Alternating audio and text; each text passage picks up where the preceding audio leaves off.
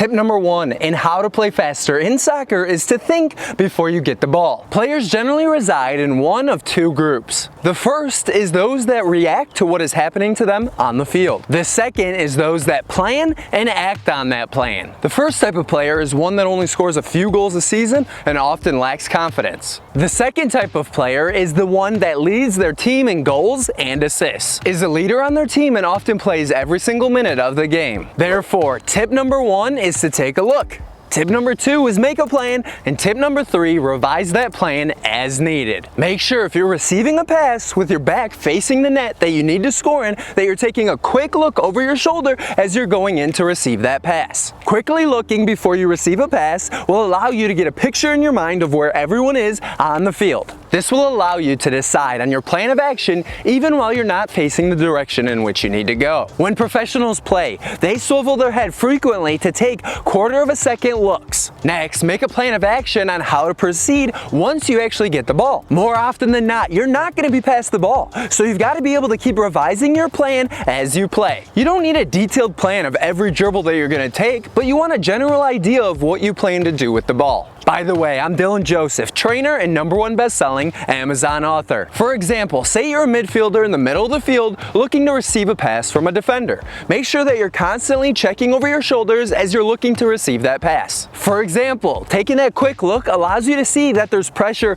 to the left behind you, but there's open space to your right. Then, as that pass is being played to you, make sure you're taking at least a step or two towards it so you don't allow a defender from the other team to come in and cut off that pass and intercept the ball. Now, as you're receiving that pass with your first touch, push that ball to your right to that open space. It's as simple as that. Once you got the ball there, then you should take a look up and see if anyone's making a quality run that you want to play them a pass, or if there's a forward checking to the ball. Now, you just made 2 plans in virtually no time. Remember, this doesn't have to be rocket science. You just have to know what your next 1 or 2 moves will be in order to be a lot more effective. As you receive the pass and you take that quick look, maybe you see a ton of pressure behind you, so you just lay that ball back to the person that played it to you.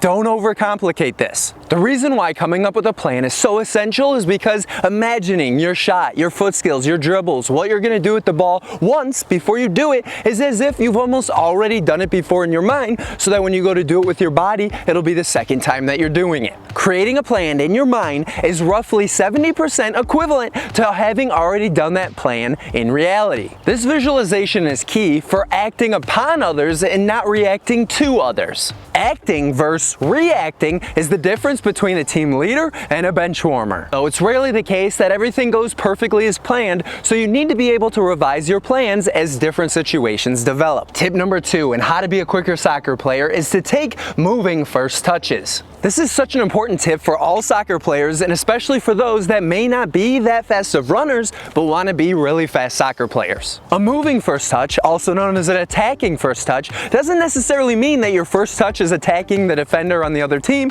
or attacking towards their net. A moving first touch can be in any direction. It's just a few yards touch that allows you to start running in the direction that you want to travel. When a pass is being played to you, a moving first touch is really a moving first step so that you can start generating some momentum and picking up speed. A moving first touch is the opposite of a settling first touch, where that ball is played to you and you settle it underneath your body. More often than not, when you're receiving that pass, your first moving touch will be into space so that you can dribble, pass, think, shoot, whatever you need to do with the ball. So we want to use that hardest portion towards the inside of our foot, where the foot meets the ankle right in here, that bone of our foot. That's where we want to go to take that moving first touch. And could you give this video a like? And tip number 3 on how to be a faster soccer player is to run on the balls and toes of your feet. Using my shoe as an example, here are the balls of your feet. We've got the toes, balls, arch, and heel. Make sure you're running on those balls and toes. For the longest time, I would actually run flat-footed, and a lot of my teammates would honestly make fun of me for how slow I was. I was made aware that running on the balls of your feet